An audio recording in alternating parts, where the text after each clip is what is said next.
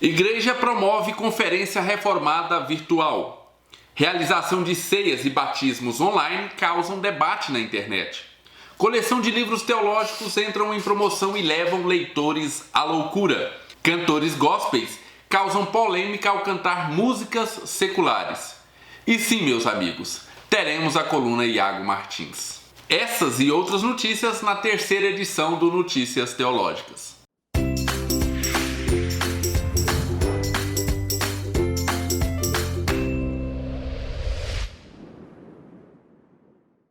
Debate. Estamos vivendo momentos excepcionais onde cultos e conferências teológicas estão sendo realizadas online. Mas será que os sacramentos, a Santa Ceia e o batismo podem ser administrados virtualmente pela internet? Algumas igrejas não vê problema nenhum em ministrar os chamados batismos Wi-Fi. Uma dessas igrejas é a Comunidade Batista do Rio, que realizou seu primeiro batismo por distância no dia 12 de abril. O pastor faz todo o procedimento de dentro de uma piscina, olhando para um telão onde está a imagem ao vivo do batizando. Vamos começar então. Pergunto a você, Érica, se você diante da Igreja de Cristo, se você reafirma a sua fé em Jesus Cristo como teu único e suficiente Salvador? Sim. Então, como ministro do Evangelho, eu batizo a você, Érica, em nome do Pai, do Filho e do Espírito Santo. Amém. Os meus planos. Aê. Meu Deus, eu um pobre. Amém, Érica. Deus te abençoe, viu?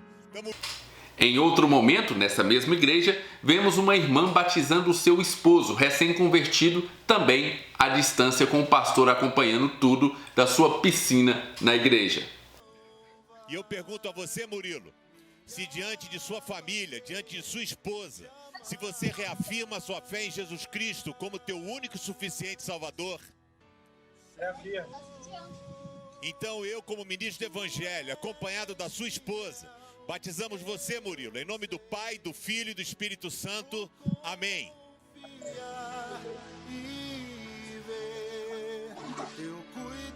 Aê! Já a Igreja Batista Água Viva realizou a sua primeira ceia online. Hoje a gente vai participar da comunhão, mas de algo de forma digital. Então prepara aí o seu pão, o seu cálice e a gente vai começar a nossa celebração. Façam isso aí em família.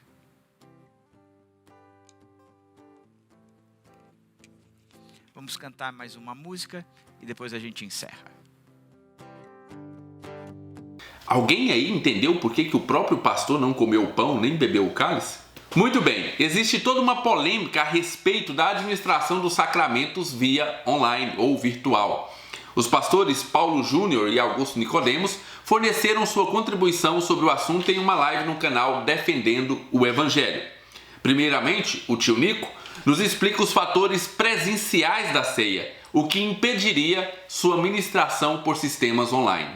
Terceira coisa, há no Novo Testamento alguns elementos da ceia que nos sugerem fortemente de que ele é para ser observado presencial, feito de maneira presencial, Paulo.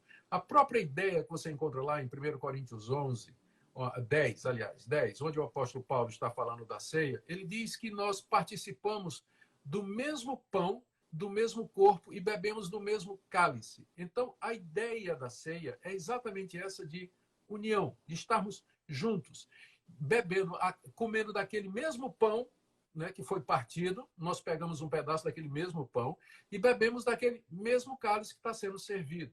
Exatamente para dizer que nós somos um. Então, existe essa expressão de unidade que não tem como você fazer online ou virtualmente. Um pouco mais para frente, nesse mesmo vídeo, o pastor nos explica que no caso do batismo fica ainda mais difícil realizá-lo virtualmente. E agora a questão do batismo é ainda um pouquinho mais complicado, né? O batismo é um pouquinho mais complicado. O batismo foi uma ordenança dada pelo Senhor Jesus para que os discípulos fossem batizados. Está no passivo. Então, a pessoa é batizada. Ela não se batiza. Perfeito. Ela é batizada. Então, mesmo que ela esteja sendo orientada na telinha por um pastor e ela está na casa dela, o que é que vai acontecer? Ela vai pegar Ou ela vai pegar água e derramar, ou ela vai entrar na piscina, né? Vai entrar ela mesma na piscina. Ela não está sendo batizada. A ordem é ide fazer discípulos, batizando-os em nome do Pai, do Filho e do Espírito Santo. Ou seja, o cristão, ele tem que ser batizado por outro. Muito bem, agora é aquela hora chata que eu digo para você estudar, pesquisar o assunto, buscar fundamento bíblico e tirar suas próprias conclusões. Obviamente, todos os vídeos aqui relacionados estarão lá embaixo na descrição e no primeiro comentário desse vídeo. Teologia. Nessa semana, a primeira igreja presbiteriana do Recife promoveu o primeiro encontro da fé reformada virtual. As palestras aconteceram do dia 26 ao dia 29 com o seguinte tema: a igreja pós-pandemia. Qual o futuro da igreja? A primeira plenária foi ministrada pelo reverendo Augusto Nicodemos com o tema Teologia e Missões. De que maneira a teologia e as crenças da igreja foram afetadas pela pandemia? Em primeiro lugar, creio que nós devemos reexaminar o conceito de que os cristãos devem sempre se submeter às autoridades. Ficou claro, ou está claro durante esse período de pandemia, que as autoridades são capazes de passar leis que, se levadas às últimas consequências, interferem diretamente na nossa liberdade de religião e de expressão. Não me entenda mal, nós sempre devemos nos submeter ao Estado. Entretanto, somente enquanto seus decretos não nos façam ir contra a palavra de Deus. Eu não creio que esteja havendo perseguição religiosa no Brasil, em nosso país, no momento, mas o cenário está armado para que isso possa acontecer. Os cristãos precisam lembrar que a mesma Bíblia que diz que nós devemos nos submeter aos governantes e que devemos orar por eles, é a mesma Bíblia que nos ensina que, em circunstâncias extremas, a nossa lealdade está para com o nosso Deus e o seu Cristo. No segundo dia, nós tivemos o pastor Franklin Ferreira fazendo uma necessária exposição sobre o futuro da igreja e a relação do cristão com a política e o Estado. Utilizando as confissões de fé reformada, o pastor nos ensina a tão conhecida soberania das esferas. Introdutoriamente, o que eu gostaria de deixar claro aqui é que, entre as várias opções que nós encontramos na fé cristã quanto a esse tema, eu vou desenvolver a visão reformada em diálogo e expandindo um pouquinho o que as antigas confissões de fé ensinavam.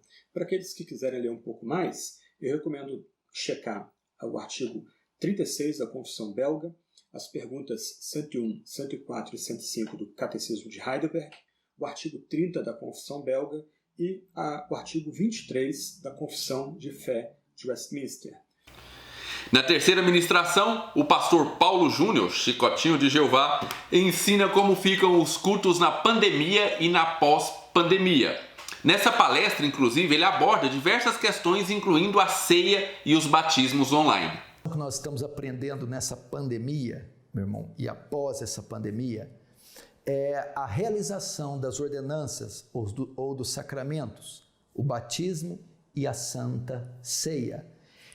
Em momentos como esses, onde a igreja não pode se reunir, onde a crise nos deixa de quarentena, isolados, essas duas práticas não podem ser observadas, porque nesses dias de quarentena surgiu essa questão. Podemos realizar a Santa Ceia online e podemos realizar o batismo online? Eu acredito que não, meu irmão. Nem uma coisa, nem outra. O primeiro encontro da fé reformada foi finalizado com a plenária do reverendo Hernandes Dias Lopes, o pregador reformado mais pentecostal que eu conheço. Uma exposição maravilhosa do livro de Joel. Mas, finalmente, o texto mostra a maior bênção desta volta do povo para Deus, que está no versículo 27. Sabereis que eu estou no meio de Israel, e que eu sou o Senhor vosso Deus, e não há outro, e o meu povo jamais será envergonhado. Deus traz de volta ao povo a sua presença. É por isso que o pecado é tão trágico.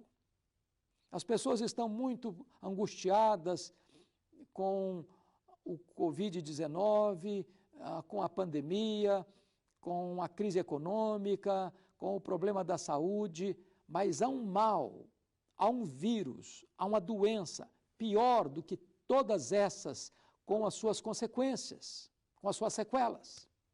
E essa doença, e este mal, e esse vírus maligno, maligníssimo, segundo o apóstolo Paulo, é o pecado. Por falar no livro de Joel, fica aqui o nosso conselho para você assinar a Box 95, porque ou em junho ou em julho teremos o lançamento do livro A Mão de Deus ou o Dedo do Diabo, do pastor Leandro Peixoto, que faz exatamente um estudo expositivo do livro de Joel. Todos os links relativos ao Encontro da Fé Reformada virtual e a Box 95 estarão lá embaixo na descrição desse vídeo e no primeiro comentário.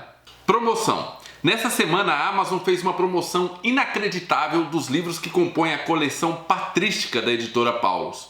Cada e-book estava sendo vendido por apenas R$1. Ao todo são 43 volumes de clássicos da teologia como Padres Apostólicos, Padres Apologistas, Eusébio de Cesareia, Contra as Heresias e uma coleção fantástica dos escritos de Santo Agostinho. Tudo isso só foi dito para que você acompanhe o Livros e Teologia no Instagram para não perder nenhuma dessas promoções. Lá eu posto promoções, lançamentos e resenhas de livros que não aparecem por aqui no canal. Então siga @Livros e Teologia e não perca promoções como essa. Música. Os webcrentes foram à loucura nesses últimos dias. Tudo porque tivemos alguns cantores seculares cantando músicas cristãs e alguns cantores cristãos cantando músicas seculares. Já tivemos uma polêmica parecida. Algum tempo atrás, tivemos o pastor Kleber Lucas, que decidiu encerrar o culto da sua igreja com a música Epitáfio do grupo Titãs.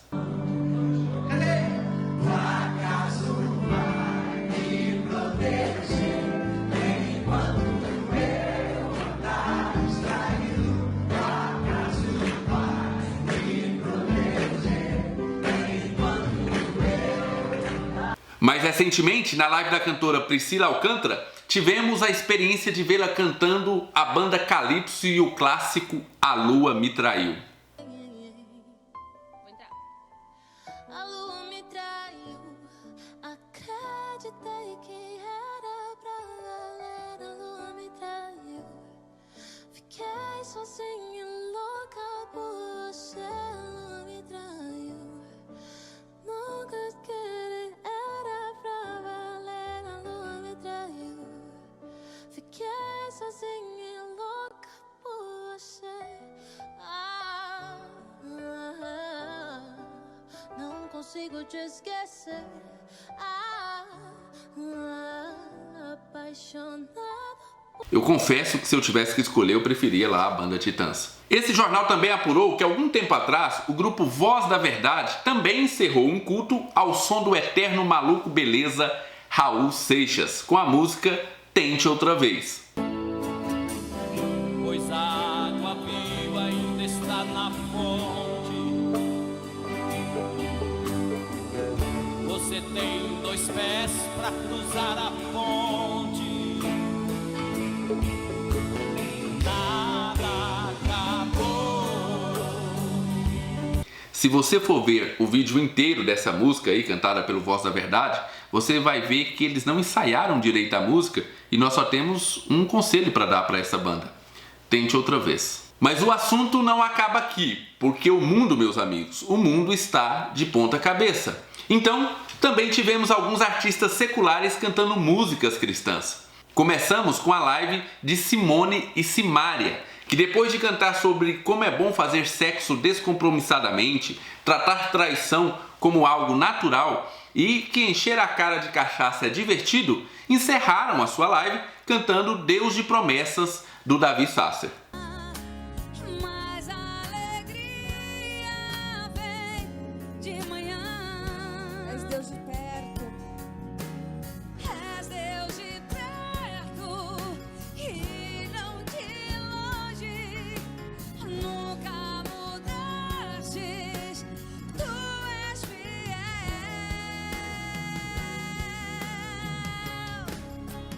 Deus de aliança, Deus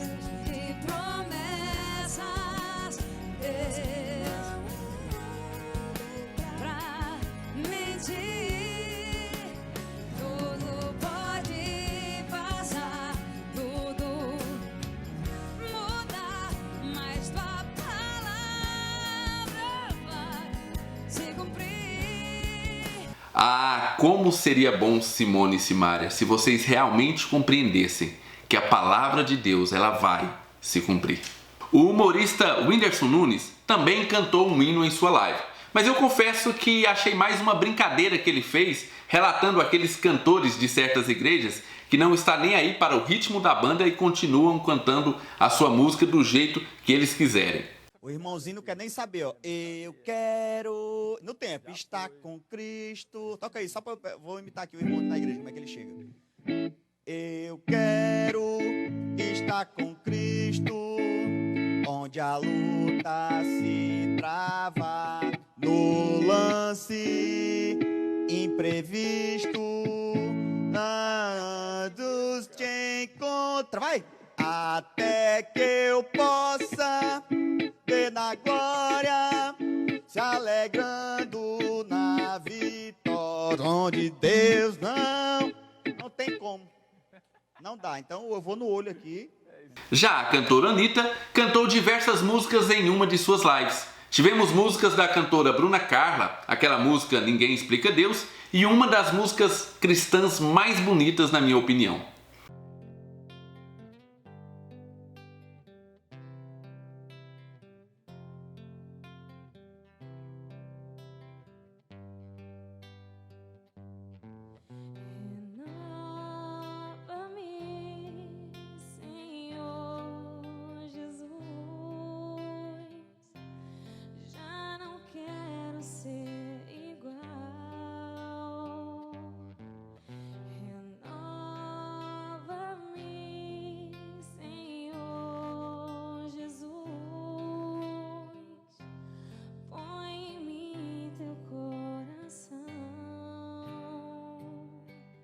Porque tudo que há dentro de ti, de mim, precisa ser mudado, Senhor. Mais uma vez eu vou ter que dizer que a minha oração é que ela algum dia possa entender essa canção que ela cantou e que não queira mais ser realmente a mesma e aceite o Senhor Jesus mudar tudo dentro dela. Coluna do Iago. Você realmente pensou que essa semana não ia ter nenhuma treta do Iago Martins? Achou errado, otário. Realmente estou começando a achar que se o Iago falar que gosta de lasanha ou que vai comer lasanha, isso vai gerar polêmica. Mais uma vez, ele foi responder perguntas feitas em seu stories no Instagram e veja só no que deu. A pessoa pergunta como posso ser mais legal para o meu marido, eu respondo, geralmente sexo e comida. Obviamente que a resposta causou ira nas mulheres e homens que acham um absurdo o homem gostar de sexo e de comida. Depois de algum tempo, o próprio Iago tentou complementar a sua resposta e explicar um pouquinho melhor o que ele quis dizer. A pessoa pergunta como posso ser mais legal para o meu marido, eu respondo geralmente sexo e comida. E veja só como eles entendem. Quer dizer que mulher só serve para isso? Então mulher é objeto? Olha só que coisa absurda. E ele continuou. Aí existe o fenômeno de um monte de moças solteiras de 20 e poucos anos no Twitter ofendidas porque não aceitam que os doramas mentiram. Eu não sei o que é doramas. Desculpe-me por ser o portador dessas notícias, mas a alegria do seu marido vai ser mais influenciada por lasanha e sexo do que vocês imaginam. Isso me lembrou que amanhã eu vou comer lasanha na casa da minha mãe. Isso significa que não vai existir amizade, cumplicidade, amor sacrificial?